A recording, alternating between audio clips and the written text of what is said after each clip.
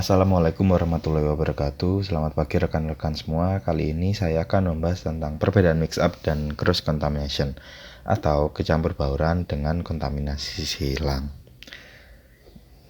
Kecampur bauran atau mix up merupakan kejadian ketika terjadi ketercampuran antar dua elemen yang berbeda. Hasil kesalahan ketika salah mengambil lalu diposisikan di tempat yang tidak semestinya. Tindakan yang salah yang disebabkan ketidaktahuan atau kurang perhatian. Penyebabnya bisa terjadi karena dua produk beda yang berdekatan, dua produk yang memiliki kombinasi warna dan ukuran yang mirip, banyak produk yang dihandle di ruang atau area yang sama, tidak ada pemisah antara pembatas selama proses pembuatan, mulai penimbangan hingga packaging. Kemudian bisa disebabkan juga karena prosedur line clearance yang tidak dijalani dengan baik, tidak ada kode identifikasi, tidak ada training, manual labeling, packaging atau repackaging. Di sisi vendor bisa jadi salah cetak, kurangnya pemahaman atau komunikasi. Dari gambar ini kita bisa lihat di sini saya mencoba untuk menjelaskan contoh dari mix up itu sendiri. Nah, di gambar sini terdapat dua gambar. Yang pertama ada gambar di gudang dan kemudian ada gambar saat packaging. Nah, biasanya kejadian mix up yang paling besar itu terdapat di packaging seperti itu. Kenapa? Karena apabila tidak ada fokus atau kurangnya perhatian oleh operator yang bertugas untuk mengemas, maka kemungkinan mix up itu sangat besar seperti itu.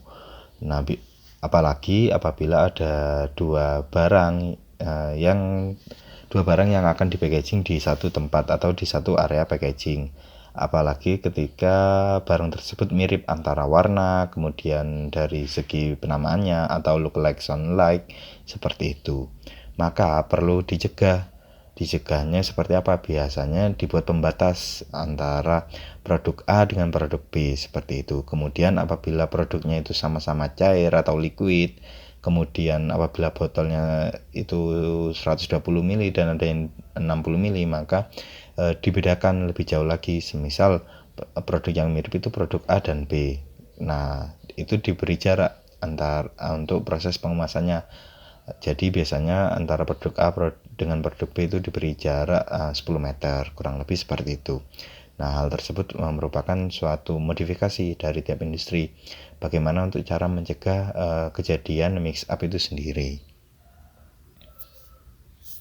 Kemudian di gambar satunya yaitu di gudang seperti itu. Di gudang kan merupakan tempat penyimpanan bahan baku atau bahan kemas atau bisa jadi obat jadi. Nah, di sini kasusnya saya ambil contoh apabila untuk pengambilan bahan baku itu sendiri. Untuk bahan baku kan terdapat beberapa produk yang masih ada di sampling, masih di karantina seperti itu. Maka membedakannya itu biasanya terdapat pada label. Apabila labelnya rilis itu bisa diambil, apabila masih karantina atau sampling maka belum bisa diambil. Sehingga agar operator tidak salah mengambil, maka label harus terlihat jelas.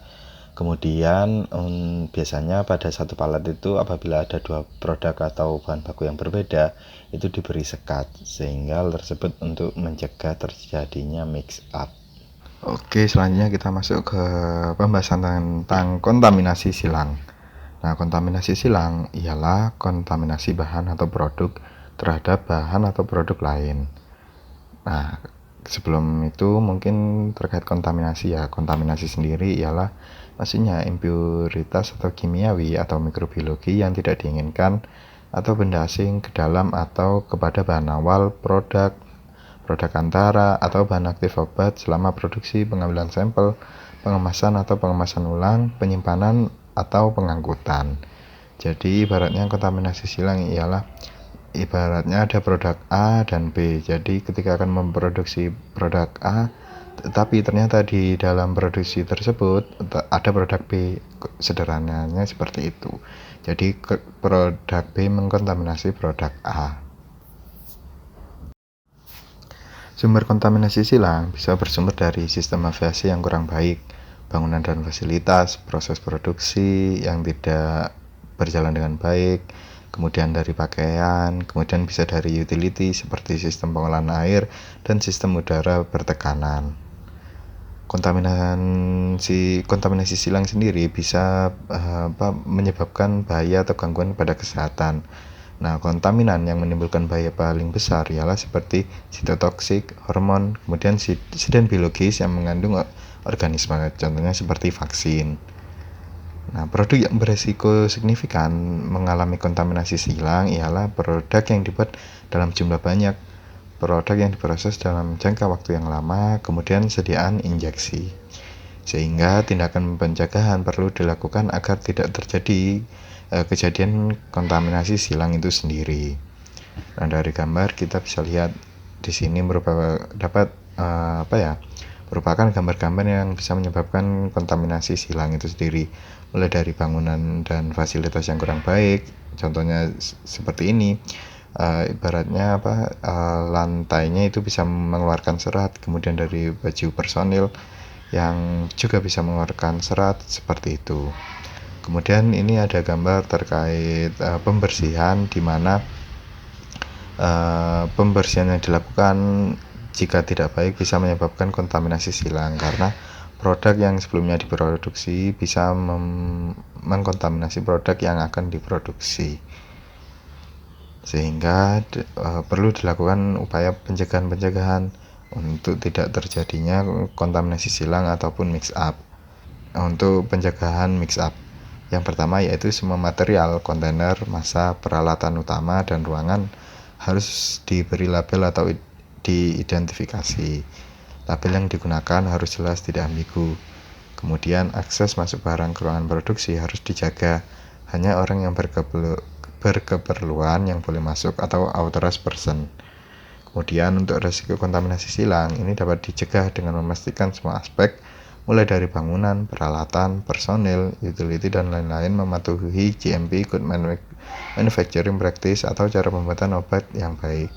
Kemudian dilakukan monitoring atau evaluasi secara berkala, dipastikan sistem yang ada tidak menimbulkan kontaminasi. Oke, sekian dari saya. Terima kasih, semoga bermanfaat. Apabila ada yang didiskusikan, jangan lupa tulis di kolom komentar. Terima kasih. Wassalamualaikum warahmatullahi wabarakatuh.